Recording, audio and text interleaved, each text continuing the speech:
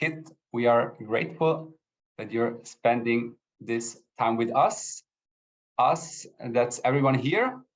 I see almost 80 civil servants from all levels of government, as well as a handful of others from other government adjacent organizations. Welcome to all of you. We are delighted that so many civil servants are joining this session today. It is great to see how many civil servants are interested in how to do digital the right way. Us, that's also Staatslabor, your hosts today. We are a not-for-profit government innovation lab here in Switzerland. We support the Swiss public sector in becoming bolder, more collaborative and more open, so that the state can effectively serve the common good in the digital era. And we do that by bringing together pioneers and change makers in government, just as today, and by working directly with government entities on innovation projects. My name is Dario Meloni, and I work as head of advisory at Staatslabor, but I'm not alone today. I have the pleasure of facilitating today's event. I'm joined by my colleagues Alenka, Dani, Sarah, Fabian, Ivo, Arne, and Stefan. I have the great pleasure to introduce our guest, Kit Collingwood. I've been very much looking forward to this event. On one hand, I'm currently writing myself a digital strategy for a Swiss city, and I'm keen to learn from your experiences, Kit. And on the other hand, many public administrations in Switzerland are facing similar challenges, and events like this, in my opinion, allow exchanging experiences. So Kit Collingwood has a lot of expertise regarding the digital transformation of public administrations. You've been working as a civil servant for over 10 years in various roles, such as head of digital, head of technology, or head of data.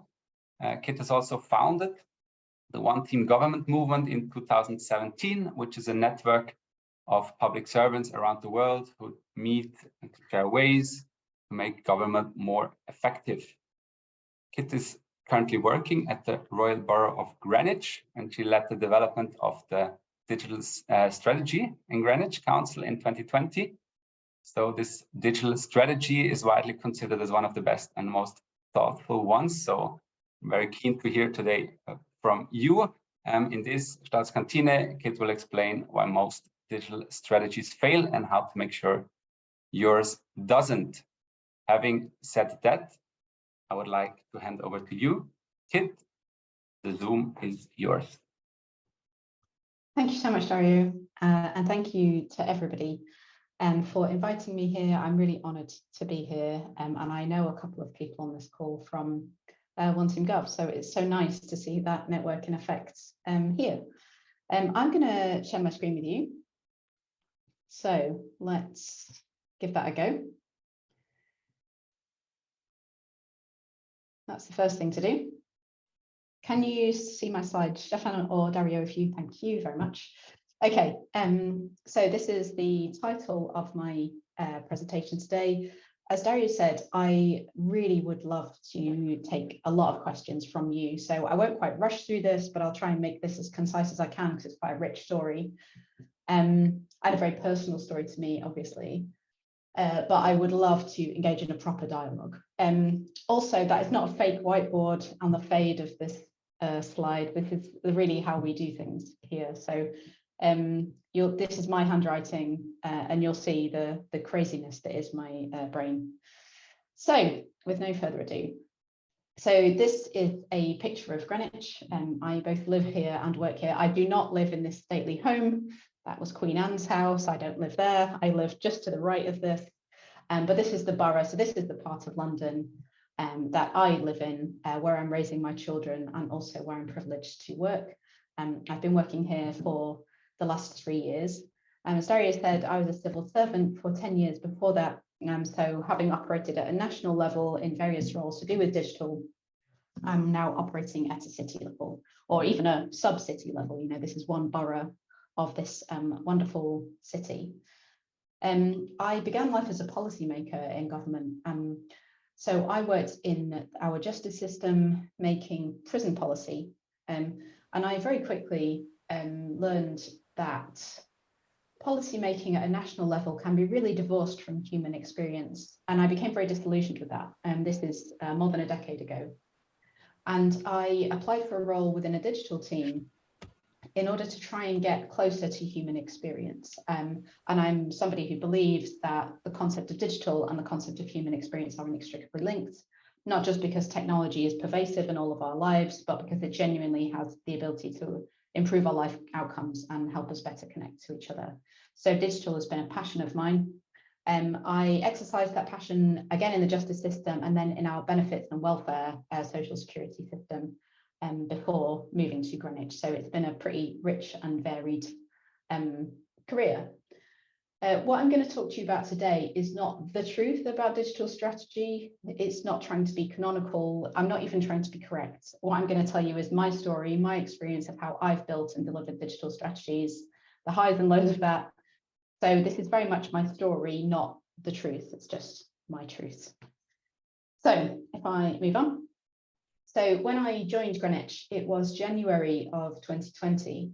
And I had a relatively smooth few weeks here until the first week of March when the COVID-19 virus hit the UK. And you know what happened after that, because it happened in all of the countries in Europe. So things like the rapid move to home working and the need to give staff laptops and smart devices so they could work from home, enable bandwidth, enable systems access. A lot of technology work happened in the early days of that. At the same time, personally, I have 2 young children. They were at the time 4 and 6. So one of them was at nursery, one of them was at school. I was homeschooling my son while taking my daughter to nursery and hoping she didn't get COVID, hoping I didn't get COVID. And it was, to say it was an unusual time in my career is a real understatement. So from March to June of that year, these were the things I was juggling. A new sector I was working in local government, a new role, a new organisation, new, very fast-paced work, crisis-related work, and people were dying in this borough. And this picture shows somebody saying goodbye to their family over an iPad, over technology. And these are the kind of typical experiences that were happening in this borough and, as you'll know, across my country and your countries too. So it was a time of huge emotion for me and a time of huge learning. I came out of that period of time in the summer of 2020 feeling quite a few things. I felt a renewed sense of purpose in public service. I felt a real deep passion for what I was doing, and I felt a very unbendable commitment to the residents and the staff in and around my organisation, and I wanted to serve them better. I wrote this strategy. Excuse me, my phone's gone to sleep. I wrote this strategy in that time of crisis. I wrote it in the summer of 2020. I can't remember writing the strategy, but it was born out of all of those experiences. And it was driven by this really fundamental, simple human question. So I have a lot of technology skills. I have a lot of built up empathy from my times in policy making and more recently seeing the desperation of people. And so how might I write a document that galvanizes the energy in this organization and uses technology to better help residents and staff? And that's why I started writing this strategy. The title of this presentation is Why Most Digital Strategies Fail and How to Make Sure Yours Don't. So when I started to write this presentation, I began by showing you what I'd written in this digital strategy, and I haven't done that. I pivoted. So you will see some of the contents of the strategy towards the end of this presentation. But right now, I really wanted to talk about failure. So when Danny contacted me and said, oh, would you talk about this? I really started to think, what is failure? What is the concept of failure? What does that mean in general? And what does it mean contextually to the worlds that we're treading in? So large scale organizational change in a highly complex, highly regulated political environment. How would a digital strategy fail? And that might seem like an obvious question, but the more I thought about it, the less obvious it seemed to me. And so I wanted to write a slide with my reflections of what failure actually means. On the left, I think these are some of the ways that many people anticipate failure to happen in any kind of strategic environment. So you write a strategy, it has some intent, it states things that you're going to do, And it's very frequent that not all of that happens. I make this point several times in this talk because I've realized that actually there is no such thing as a successful digital strategy. I've never known one where you write a load of stuff down and then you miraculously deliver it all. I just don't think that happens. So I think there is a cohort of, or a mindset, let's say, which will often be surfaced by the people who oppose your strategy or oppose you or oppose your ideas, where they would judge a digital strategy by the things on the left. So, oh, you haven't done that on time. Oh, you said you'd do this, but you haven't done this. Oh, that's not in your strategy. Why are you doing that? Oh, why have you changed your mind? And the more I thought through this topic, the more I thought, actually, these are inevitable parts of the delivery of any program of work. There is no such thing as a neat delivery that goes start to end and to time. So I thought, well, actually, let's redefine what failure looks like. And these were the attributes. I thought, well, how would I consider that I'd failed? When would I be sort of sickened by my work? When would I lose sleep over this? And I thought apathy was the first thing that came to mind, not caring enough about things. And I think one of the things I've learned through writing and then getting buy-in for and then delivering on several digital strategies is the one thing that can hold you back is not understanding how much energy seeing through these highly complex pieces of work are. So these are long-lived documents, long-lived programs of work. You will need to galvanize maybe 4 or 5 times more energy than you possibly think you will have to. And I think there's no greater crime in that than writing something down and then just not caring. So I think any strategy which is written has to have an owner, has to have personal passion put behind it, and somebody who's willing to put their head above the parapet and say, this has worked, this hasn't worked. I think pretending that things aren't as they are, what I mean by that is every strategy is contextual. And I think I don't mind optimism and I love hope, but I think writing strategy that is not contextual to the organisation, therefore is not acceptable to an organisation, is a really easy way of failing.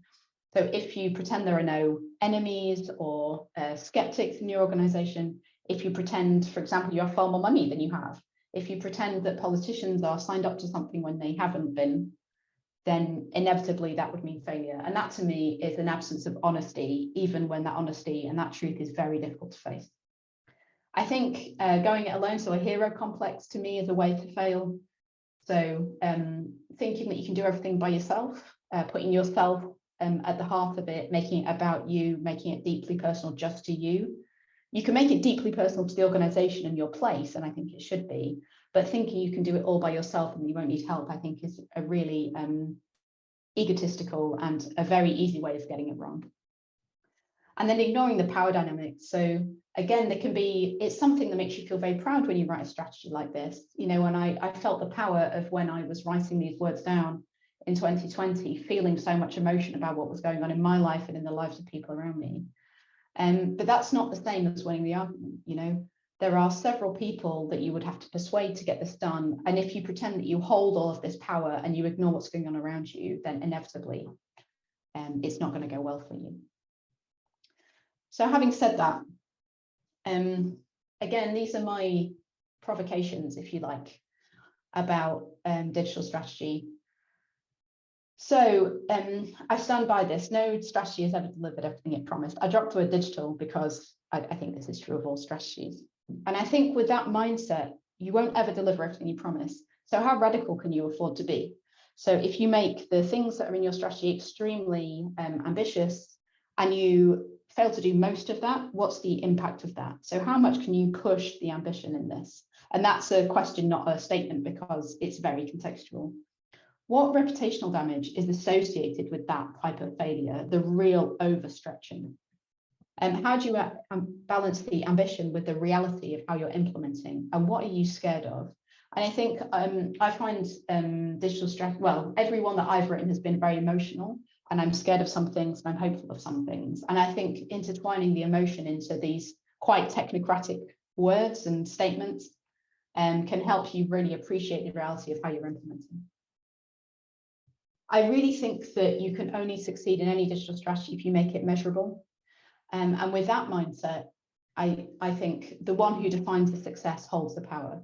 So if you're writing this, you have the power to say, wait, hang on, here's the benchmark for failure, here's the benchmark of success. There is no objective benchmark, as I've just said. So think really hard about what success might look like. And I say a bit more like that later in this presentation. And as I said, so all strategies are highly contextual.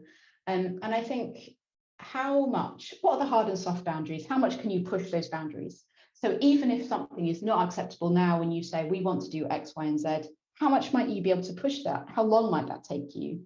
And this is back to a persuasion argument. Who do you have to persuade to extend the boundaries of what's normal in your organization? What are the cultural norms where you are? So where I am, the cultural norm is risk management. People love to manage risk.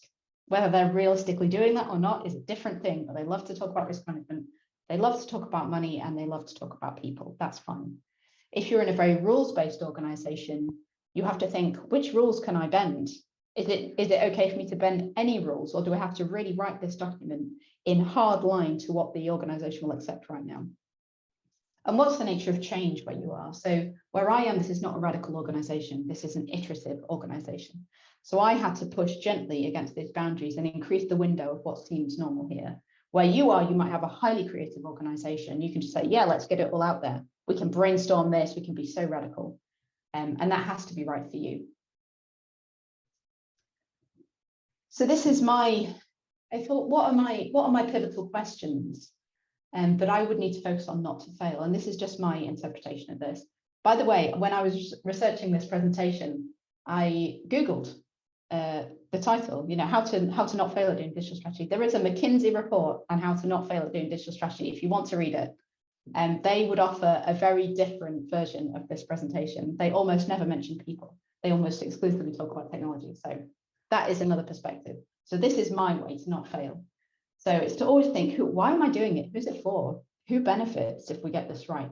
So for me, that's about residents and staff. They're my two big, they're who I work for, resident staff. There are also politicians that I work for, obviously. So I have to balance, as anybody will, who's implementing digital strategy in a political organization. What do politicians think of this? Because if we're really on about serving residents and staff, we have to get politicians to see that. Which leads me on to the second point, who could stop this? So politicians have a greater or lesser power to stop this work. Who do I then have to persuade? So I always talk in the language of the person that I'm trying to persuade. So it's using their glossary, their value system. And typically politicians like to win elections. So if I need to persuade along those lines, I'll do that. But in the interim, when things are fairly safe, they like things to be run well, and they like to benefit people's real lives. So you'll see how I go about doing that in a minute.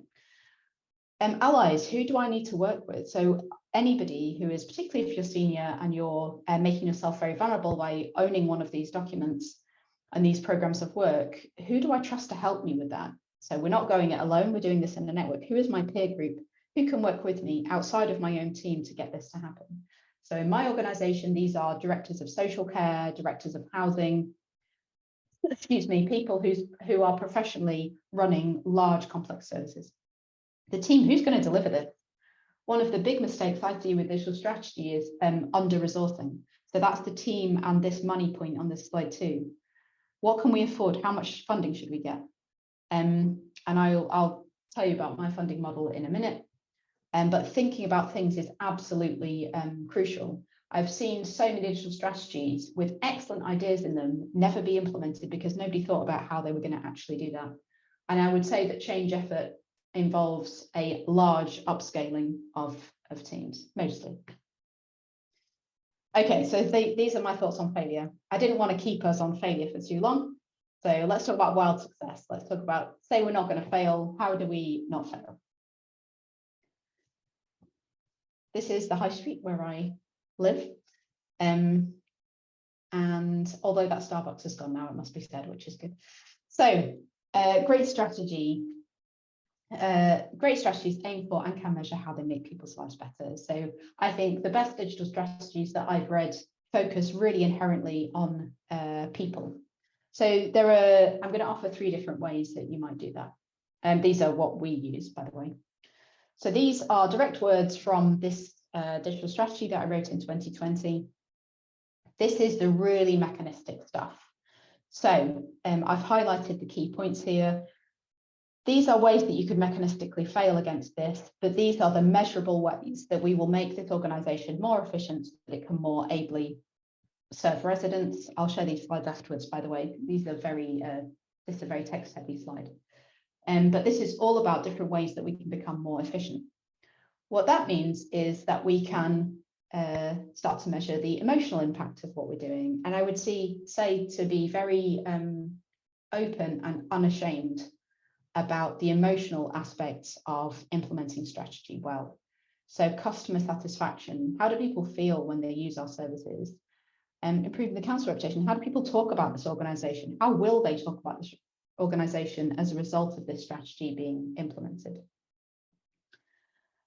Starting to name the exact user groups that you intend to benefit, and I'll say more about this in the next slide. So yes, we want to get into social care. Yes, we want to get into housing. We want to focus on the most complex and the most emotional of our services. We want to better support people. And happiness, you know, we want to make our staff happier. We want to make our politicians happier. All of these things are things that I would be very unashamed about saying out loud. Those two slides represent the things that I would say at a strategic level. So they're fairly generic, I would say. Later on, it would start to look more like this. So this is an example of the work we're doing. So again, this is all real work. We are at the moment, as part of this digital strategy, we're implementing better support for people who are verging on homelessness. So we're trying to reduce the number of people who are homeless, and we're trying to help them find a house. So the program is called Find a Home. There's no slide on good naming in this presentation, but I'd say name your program as well. Put a verb in there, it's very important. So these are much more specific. So support residents to find and secure a private rented place. Support more residents to move on from temporary accommodation, sorry for the acronym, temporary accommodation, settled housing, etc., etc. So this is getting far more specific. And then underneath these outcomes, I would start to put specific metrics. So when we start to get into the real detail, this wouldn't be in a strategy, by the way, but I just want to say how this plays out in real life.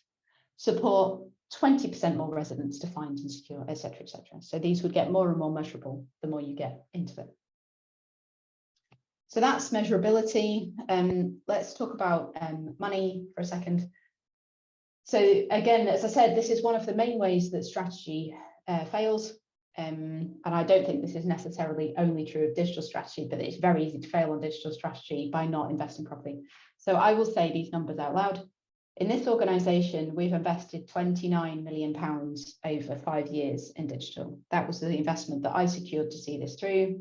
It's a shockingly large amount of money for almost everyone that I've spoken to about this. And it has turned out to be correct. We're 2 years into that funding envelope and we've spent almost exactly what we said we would. Doing almost exactly the things that we said, but as I said before, you never quite do what you said you were going to do, but more or less. 5 years is realistic. I would say I would want some kind of surge funding for at least that window of time. But I have seen digital strategy implemented well with only 3 years of surge investment. I rarely see it implemented well with no additional investment. You can't create the capacity. With our investment, we expect to break even. So in other words, over time, we expect to get that £20 million back in efficiencies and improved resident outcomes in things like social care and housing. So big numbers here, and you could do a lot with less than that. But these are, and I mentioned this very explicitly because I think most people would underestimate how much money it takes to do this kind of work well. So I'd really advise that. Another way that we have had a lot of success is by putting at least one universal service online. So this is local taxation, so this is council tax or local tax. We've made that entire user experience online. That's done a few things. It makes people notice that you're serious about your strategy. It allows you to develop assets like a design system so that the look and feel of your services starts to become far more realistic. It becomes well known among residents because everyone pays local tax. Everyone who's an adult, unless you have a low income, you pay this local tax. And it allows you to fail in the open. So where residents say, oh, that's not working for me, that's not working for me, they show you adapting and they show you caring about that service, curating and maintaining that service. So I would really advise, if you have the I suppose, organisational permission to do it, to start transforming at least one universal service that will be highly visible. And then the other end of that spectrum, this slide represents our work in adult social care. So you don't have to read the detail of this slide, you can do if you like. But I think one of the ways that digital teams in government over the last decade have developed a poor reputation is by refusing to engage in extremely complex, slow and invisible work. So this is a target operating model for our adult social care regime, which in the UK for local government, social care is our biggest. We spend about a third of our disposable income on social care. It is a huge cost, both nationally and locally. So putting digital people in with social care professionals and helping them redesign how they work is a fairly thankless task. It's long, it's invisible, it's costly, it's hard to get cash out. They look at you like you're aliens. You know, everything that could be complex about this is complex. And I'd say that's a good way of building internal trust, is by saying, oh, we're not just here for redesigning front-end websites. Like, that's great and that's efficiency, and we need cash in so that we can operate in more high value and more human ways. So we'll take all of the manual effort out and we'll make these transactions really slick. That's great. I would say really good digital teams also do this kind of service design work, which is much less self-congratulatory. So there's that. The next thing I would observe is a really good way of galvanizing effort around a digital strategy is to remove technocratic language and replace it with human language. So we are at the moment implementing digital care. So this is, rather than social care being administered in a face-to-face way, we are implementing different types of monitors, sensors, devices and advanced technology in people's homes and care settings to help them do exactly what I say on this slide. So rather than naming your work technology implementation, name it after the people who you're hoping to benefit. This means that people can instinctively understand your strategy without having to question you as to what things mean. It's one of the most alienating forms of language is technocratic and technology language. You start talking about machine learning and AI, half of the room switch off and the other half are too scared to ask you any questions. So at the heart of it should be this simple language that everyone can join up around. The next observation I had on what success looks like was, I thought, why, because this, at the moment, my working life is an absolute dream. And I was like, why is it so dreamlike? Why am I so joyful about my career at the moment? And it's because of these people. So this is a sample of my team. We frequently eat together at least once a week. We have a huge lunch together, albeit this was a dinner. We have a huge lunch once a week, and we operate in a relatively non-hierarchical way. Obviously, I'm the boss and I have to do certain things in relation to my role, but most of the time we are operating in a highly trusted, relatively non-hierarchical fashion. The other thing I wanted to say about the team was we have very explicit cultural values in this digital team. So I would say it's a very humble team. It's very open, it's very curious, and we hire for those explicit values. So when we hire into this digital team, we do obviously have to hire some extremely specialist technical skills or data skills or design skills or whatever. But at the same time, we hire for attitude. And I've learned to make that far more high priority within our hiring process than I would have anticipated a decade ago. It's just not enough to hire really good technologists. It doesn't work. You have to hire people who are deeply kind, very high empathy, and very willing to learn, very focused on their own development. To say what some of the numbers are in here, 3% of our current workforce is in the digital team. And I've learned that 3% is roughly correct as a benchmark for most organizations that are looking to do kind of digital transformation. So not BAU, but you're looking to make change. So this is what my digital team looks like. What I inherited when I was taken on in this role 3 years ago was 35 people in total. And I think these numbers add up to 120 something. So you're talking about trebling, almost quadrupling the team size. Again, shocking numbers. And that's what so much of that money went towards, was this team. But what that what the argument I had to win on that front was, it's not that these are huge numbers, it's that we've chronically underinvested in digital, and that's holding this organisation back, it's holding our residents back. We can't improve our services. This is what good looks like, it's roughly 3%. And that, I found that kind of benchmarking helped give a lot of comfort to the people I had to persuade in my investment case, that this was normal, you know. And I would say that senior people in public service and politicians do like to normalise against other people. They normally don't like to be an outlier. This is what good looks like for digital as a benchmark. And then I suppose a few more words on teams. I really think that to create most change that might be seen within a digital strategy, the team has to be cross-functional. And the kind of relationships you have to build have to be strong so that that team holds together through good and bad, because there will be hard times for any implementation of any digital strategy. Those teams must have outcomes that are both explicit and shared, so they have to sign up to the same agenda and be really very close to each other on that. And they have to be able to say that and use the same language to describe what they're actually trying to do. They must be able to be uncomfortable with each other. You know, some of the most high-performing sort of sub-programs of work that have kicked off under this strategy are extraordinarily difficult, and people have really annoyed each other, you know, and they've fallen out and they've made up, and that ability to fall apart and heal, and that emotional maturity, again, it goes back to hiring. You have to hire people and work with people who really are willing to give as well as take. I think teams have to be as autonomous as possible. It's one of the hardest things to do in any kind of command structure in public service. It's really hard to have teams make as many decisions as possible and to push power to that team. And it doesn't always work. You know, it's one of the things I really struggled with the dynamics about that. But mostly we've got teams now who are able to execute in their own programs of work in a way that adds up to those outcomes in this strategy with relatively little intervention from senior people. And I quite often put my fingers in my ears when I'm in meetings so that people don't try and ask me what to do, because sometimes it's my job to tell them what to do, but that's very rare. Mostly I say, hang on, what do you want to do? Particularly if they come to me with neutral options.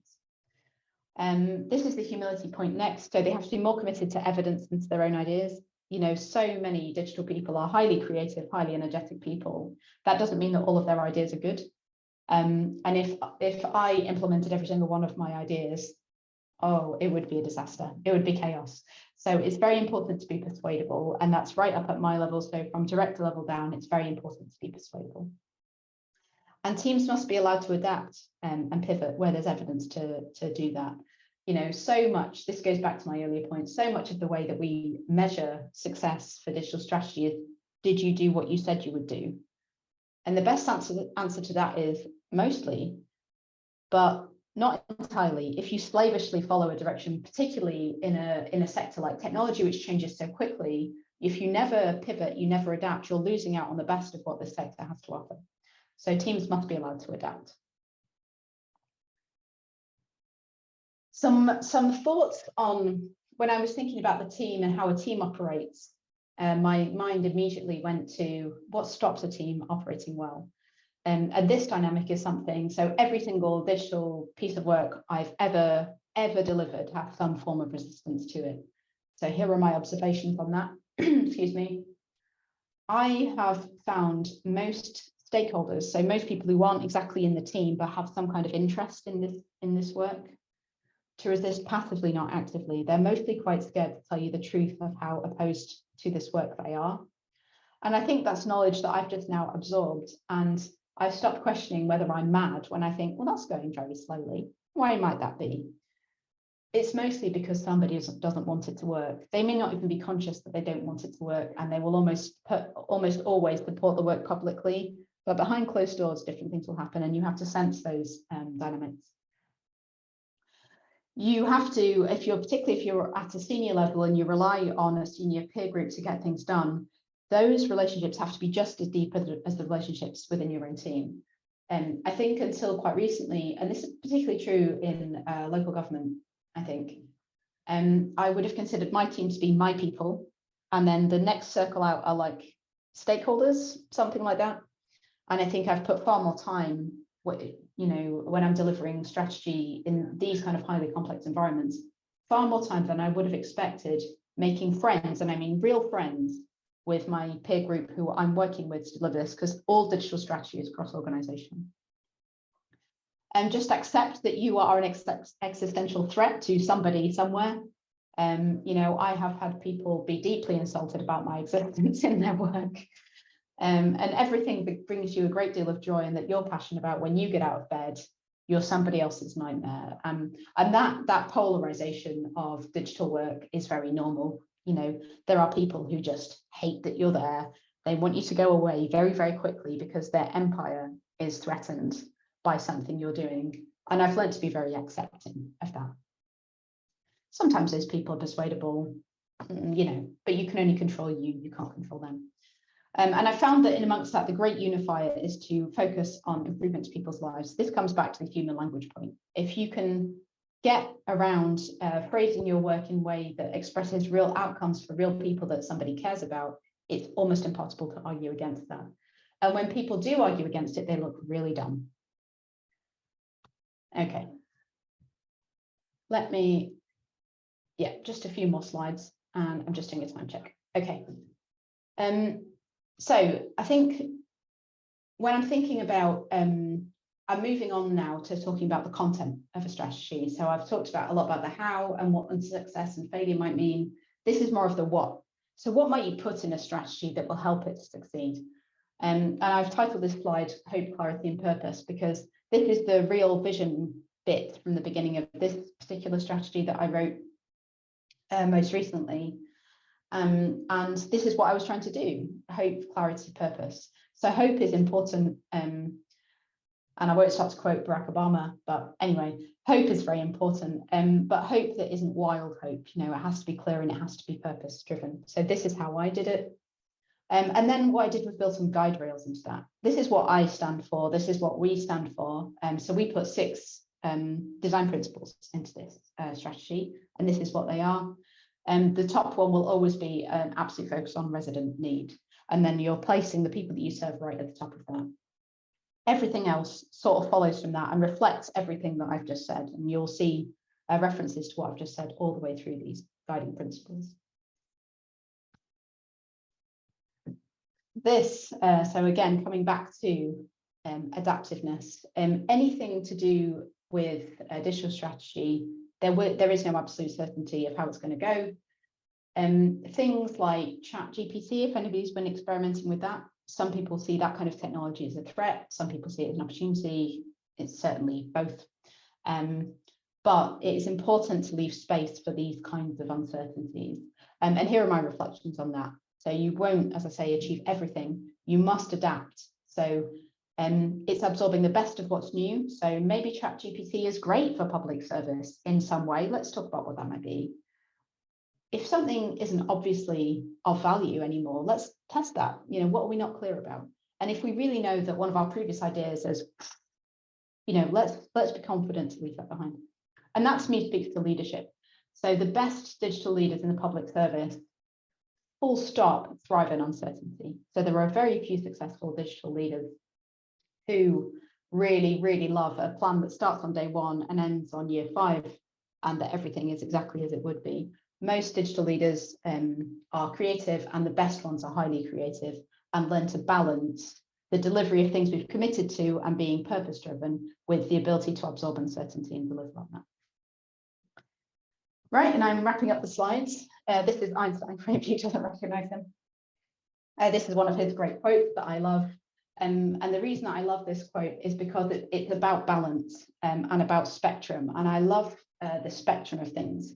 Every virtue can be a weakness if you push it too far. But this is really true for me in terms of writing a really good digital strategy. Make it as simple as possible, but no simpler. And I'd say the best strategies nail that balance so well. So for the last 5 slides, I'm just going to flick you through a very high level, the contents of the strategy that I wrote most recently, and then I'm done and we can start to chat to each other. So build new online services for residents with extra help for those who need it. There are 5 of these slides, by the way. Give our people the tools they need to do the job. Get better with data. Make our infrastructure and systems modern, secure, and interoperable. and build digital capability. And that's it.